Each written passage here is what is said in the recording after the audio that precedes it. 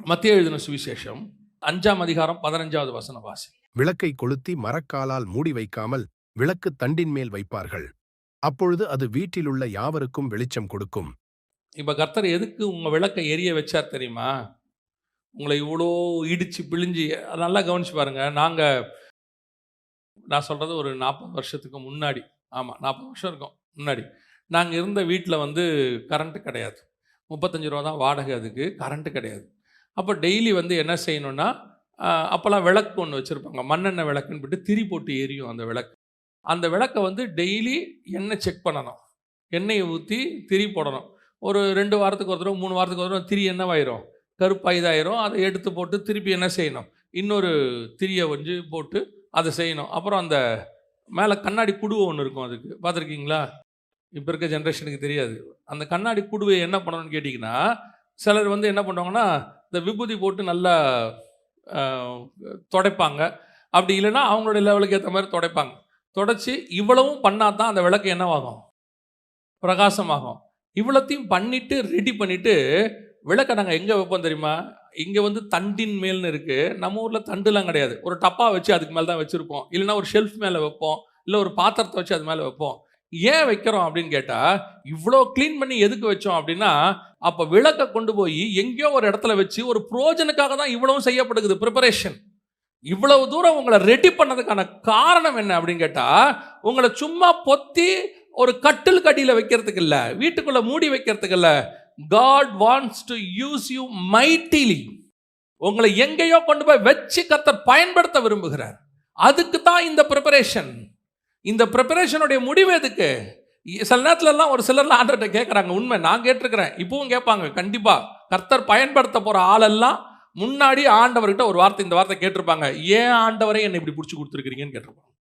எனக்கு ஏன் ஆண்டவரே இப்படி நடக்குது? இந்த கேள்வியை கேட்காம பின்னாடி ஒருத்தர் நல்லா பயன்படுத்திருக்கவே மாட்டான். அதுக்கு நல்ல சாட்சி தாவீது. ராஜாவாகன்னு சொல்லியாச்சு, அதுக்கப்புறம் அவன் பட்ட பாடு இருக்கு பாருங்க. அதுக்கு ராஜாவாக ஆகாமே இருந்திருக்கான்னு நினச்சிருப்பான் அவன். என்னை ஏன் இந்த ராஜான்னு சொல்லிவிட்டீங்க, எனக்கு எதுக்கு இந்த பாடு, ஏன் நான் இதை கிராஸ் பண்ணுறேன், ஏன் இந்த சூழ்நிலை அப்படின்னா, கர்த்தர் உன்னை உருட்டி பிரட்டி கொண்டு வந்து எதுக்கு? ஓகே, நல்ல சாட்சிப்பா, நீ நல்லா கஷ்டப்பட்ட, நீ போய் இனி சந்தோஷமாயிரு. இல்லை, உன்னை இவ்வளோ தூரம் நாங்கள் பண்ணது எதுக்கு தெரியுமா? உன்னை மலை மேல் இருக்கிற பட்டணமாய் மாற்றுவதற்கு, தண்டின் மேல் வைத்து உன் வெளிச்ச தண்டைக்கு அநேகர் ஓடி வருவதற்கு. நிறைய பேர் உன் வெளிச்சத்தில் பிழைக்கணும். நான் உன்னை கொளுத்தி ஆண்டவர் எங்கே வைக்க போறாரு? மேலே வைக்க போறாரு. அதுக்கு தான் இந்த பாடு. இவ்வளோ கஷ்டத்துக்கு நடுவில் கர்த்தர் கொண்டு வருவதற்கு உன்னை ஏதோ ஒன்று இடத்துல கொண்டு போய் உயரத்தில் வைக்க போறார். அந்த உயர்வில் வைக்கிறதுக்கு முன்னாடி அது யாரா இருக்கட்டும், இப்போ இயேசு கிறிஸ்து எவ்வளோ தன்னை தாழ்த்தினாரோ, எவ்வளோ பாடுபட்டாரோ, எவ்வளோ கஷ்டப்பட்டாரோ, பிதா என்ன செஞ்சாராம்? அவ்வளவுக்கு அவ்வளோ அவரை உயர்த்தினார். அவ்வளோதான். இவங்க எல்லாம் இப்போ பாருங்க, அப்போஸ்தலர்கள் படாத பாடே கிடையாது. இன்னைக்கு அப்போஸ்தலர்களுடைய நாமங்கள் இல்லாத ஊரே கிடையாது. புரியுதா உங்களுக்கு? அன்னைக்கு அவங்க பட்ட பாடுகளுடைய உச்சம் என்னன்னு கேட்டிங்கன்னா, பின்னாடி வரப்போகிற மகிமை, பின்னாடி வரக்கூடிய கனம், பின்னாடி உங்களை யூஸ் பண்ண போகிற விஷயம், அதுக்கு தான் கர்த்தர் உன்னை நடத்திட்டு இருக்கிறாரு. இன்னும் கொஞ்ச காலம்தான். இயேசு பாருங்களேன், அந்த கெத்செமனேக்கு போகும்போது இயேசுக்கு நல்லா தெரிஞ்சு போச்சு, நாளைக்கு நம்மளை என்ன பண்ண போகிறாங்க. ஆனால் ஒன்று அவருக்கு தெரியும், இப்போ ஆரம்பிச்சிருச்சு, இன்னும் கொஞ்சம் நான் பல்ல கடிச்சிக்கிட்டு நம்ம இருந்துட்டோம்னா அடுத்த சில மணி நேரத்தில் எல்லாமே முடிஞ்சிடும். அதுதான் இனி வரும் பலன் மேல் நோக்கமாகி துன்பத்தை அனுபவிக்க தெரிந்து கொண்டான் மோசே. அவன் வந்து இப்போ இருக்கிற பாடுகளை பார்த்து இல்லை, நடக்கிற பிரச்சனையை பார்த்தல்ல, இந்த பிரச்சனைக்கு பின்னாடி எனக்கு ஒரு ஆசீர்வாதம் வரப்போதில்லை, அதை பார்த்துக்கிட்டு இந்த பிரச்சனையை ஃபேஸ் பண்ணான் அவன். இது தான் இயேசுவும் செஞ்சாரா? ஒரு வசனம் இருக்கு, அவர் தனக்கு முன்பாக வைக்கப்பட்ட சந்தோஷத்தின் நிமித்தம் இதை எல்லாத்தையும் ஏற்றுக்கொண்டார்னு வசனம் சொல்லுது. இதுக்கப்புறம் வரப்போறது இதைத்தான் நான் உங்களுக்கு சொல்றேன். ஏன் ஆண்டவர் உங்களை இடிச்சு பிழிஞ்சு எல்லாம் செய்யறார் தெரியுமா? உங்களை மரக்காலின் மேல் ஒரு வைத்து அநேகருக்கு வெளிச்சம் கொடுக்கிறவராய் கர்த்தர் மாத்துவார். அல்லேலூயா. அதுக்காகத்தான் இப்படி இடிச்சு பிழிகிறாரு. அதுக்காகத்தான் இந்த சூழ்நிலை கூட நடத்துறாரு. இல்லைன்னா சும்மா நடத்த மாட்டாரு. அவர் யாரை கொண்டு போய் மரக்கால் மேல உட்கார வைக்க போறாரோ அவர்கள் தான் இப்படி இருப்பார்கள்.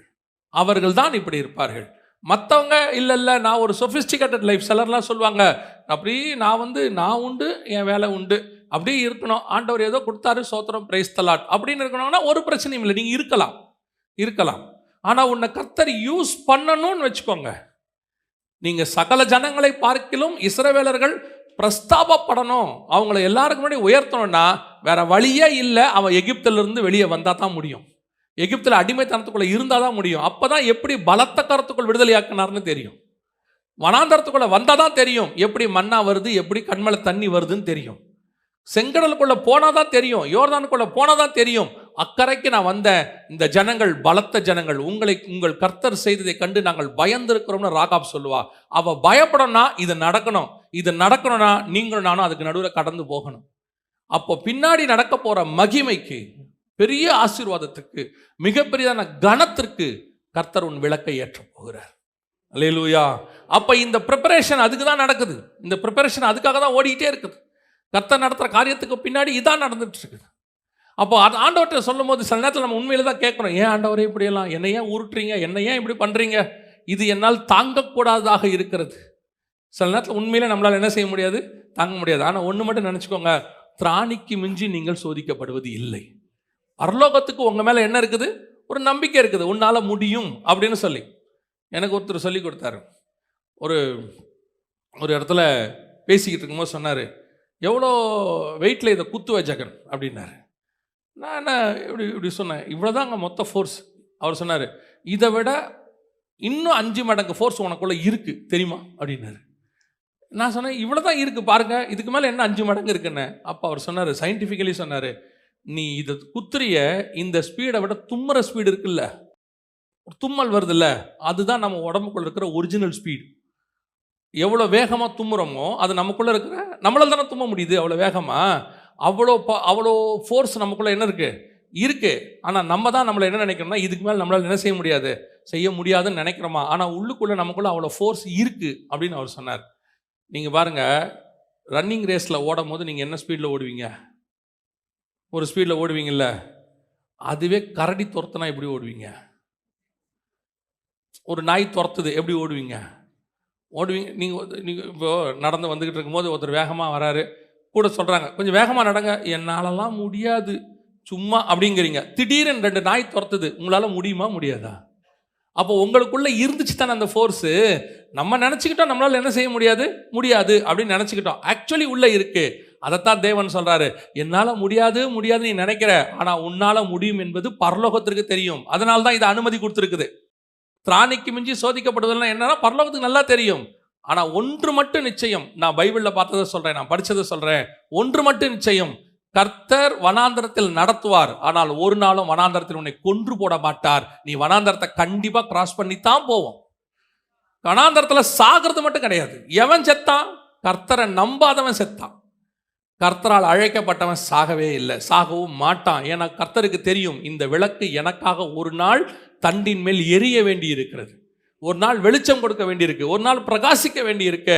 அதுக்குத்தான் நான் இப்படி செய்கிறேன், இடிச்சு பிழிஞ்சு எல்லாம் செஞ்சிட்டு இருக்கிறேன். கண்டிப்பாக ஒரு நாள் கர்த்தர் உங்களை ஒரு மரக்காலின் மேல் வைத்து அநேகருக்கு வெளிச்சம் கொடுக்கிறவராய் மாற்றுவார். அது ஒரு வீட்டின் மேலே வைப்பாரா, மலை மேல் இருக்கிற பட்டணமாக வைப்பாரா, இல்லை இன்னும் உயரத்தில் கொண்டு போய் சேட்டலைட்டாக வைப்பாரான்னு தெரியாது. எங்கேயோ ஒரு இடத்துல கர்த்தர் வைப்பார். உங்கள் மூலமாக அநேகருக்கு பிரயோஜனப்படுவார். நீங்கள் அநேகருக்கு பிரயோஜனம் உள்ள பாத்திரமாய் மாறுவீர்கள். அப்படி மாறுவதற்கு முன்பதாக இந்த சூழ்நிலையில் நீங்கள் கடந்து போய் கொண்டு இருக்கிறீர்கள். அதனால தான் அந்த சூழ்நிலை. அப்போ ஆண்டவர்கிட்ட சொல்லும் போது தைரியமாக சொல்லுங்க, ஆண்டவரே கண்டிப்பாய் நீர் என் விளக்கை ஒரு நாள் ஏற்றுவீர், என் விளக்கு பிரகாசிக்கும். நான் அணைந்து போகிற விளக்கு அல்ல, பிரகாசிக்கிற விளக்கு. அல்லேலூயா. ஆண்டவர்கிட்ட தைரியமாக சொல்லுங்க, நான் பிரகாசிக்கிறேன். உங்கள் வாயின் அறிக்கை ரொம்ப இம்பார்ட்டன்ட். எதுக்கும் அறிக்கை பண்ணுறதை விட இதை அறிக்கை பண்ணுங்க. ஆண்டவரே நான் ஒரு நாள் எரிவேன், என் விளக்கு எரியும், ஒரு நாளும் என் விளக்கு அணைந்து போகாது.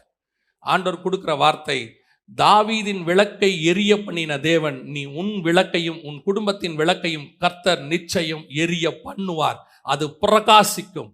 அந்த பிரகாசத்தில் அநேக ஜனங்கள் ஓடி வருவார்கள். அது கர்த்தர் கொடுக்கிறதான வாக்கு தத்தம். உன்னை தண்டின் மேல் கர்த்தர் வைப்பார், அநேகருக்கு சாட்சியாய் வைப்பார். நீ பட்ட பாடுகளை பட்டணங்கள் தோறும் கர்த்தர் சொல்ல வைப்பார். நீ பட்ட பாடுகளை அநேகருக்கு சொல்ல வைப்பார். நீங்க நினைப்பீங்க, இதுவா? ஆமா, எப்படி இதெல்லாம் நடந்துச்சு? என்னைக்கோ ஒரு நாள், என் சாட்சியை சொல்லிட்டு நான் முடிக்கிறேன். என்னைக்கோ ஒரு நாள் ஏதோ ஒரு மூலையில், ஏதோ ஒரு இடத்துல, மலைக்கு மேலே ஒரு சின்ன கிராமம், அங்கே தான் வேலை பார்த்துக்கிட்டு இருந்தேன் வெளிநாட்டில். அங்கே அந்த மிஞ்சி போச்சுன்னா அந்த அந்த அந்த சிட்டியில் ஒரு 500 பேர் இருப்பாங்க. சின்ன சிட்டி, ஊருக்குள்ளே வரணும்னா வரணும், அதுக்கு தனியாக அரை மணி நேரம் வரணும். அப்படி ஒரு இடத்துல மூளையில் இருந்த ஒரு ஆள் தான் கர்த்தர் சொன்னார், இதை விட்டுட்டு போ அப்படின்னு சொல்லி. எனக்கு என்ன, நான் போனால் என்ன ஆகும், எனக்கு நான் என் குடும்பம் செட்டில் ஆகணும், நல்லா இருக்கணும் அப்படின்னு நினச்சிட்டு இருக்கிறேன். ஆண்டவர் சொன்னார், விட்டுட்டு போ அப்படின்னு. எனக்கு தெரியாது, ஆனால் நான் சொல்லுவேன், அன்னைக்கு அங்கேருந்து வந்து 1 வருஷம் ஊழியம் கிடையாது, எதுவும் கிடையாது, யாரையும் காசு கேட்க முடியாது, எதுவுமே கிடையாது, உண்மையிலே கிடையாது. ஆனால் அதை நடத்தின டிப்ரெஷன், ஸ்ட்ரெஸ்ஸு, வெளியே இருக்கிறவங்க கூட நம்பிடுவான், ஊழியத்துக்கு வந்திருக்கிறோன்னா அப்படியான்னு கேட்பான். கூட இருக்கிறவங்க, ஆண்டவர் உங்களை கூப்பிட்டதுன்னா உண்மையா, சும்மா சோம்பேறித்தனமாக இருக்கிறதுக்கு இப்படிலாம் பேசாதீங்கம்பாங்க. டிப்ரெஷனாக இருக்கும். அதாவது நீங்கள் ஃபிசிக்கலி ஒரு பிரச்சனை வந்துச்சுன்னு வச்சுங்களேன், படுத்து தூங்குனா கொஞ்சம் எழுந்திரிக்கும் போது என்ன ஆயிரும், கொஞ்சம் ரிலாக்ஸ் ஆகிடும். ஆனால் டிப்ரெஷன் வந்துச்சுன்னா தூக்கமும் வராது. அது ஒரு ஒரு இடத்துக்கு போயிடும். பிறண்டு படுத்துக்கிட்டே இருப்போம், என்ன செய்யறதுன்னு தெரியாது. 2 மணிக்கு எந்திச்சு உட்காந்துருப்போம், 1 மணிக்கு எந்திச்சு உட்காந்துருப்போம், என்ன பண்ண போகிறோன்னு தெரியாது.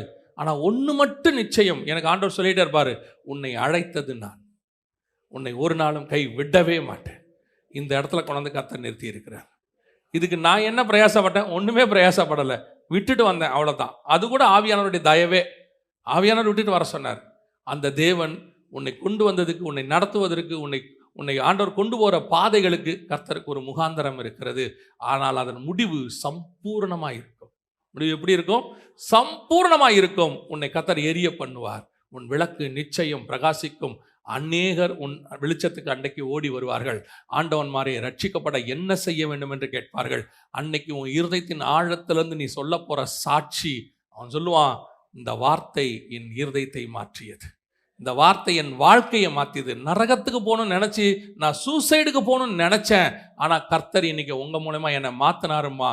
அநேகரை நரகத்திலிருந்து காப்பாற்றுவதற்கு நீ இப்பொழுது பாடுகள் மத்தியிலே கடந்து போகிறாய். அல்லேலூயா.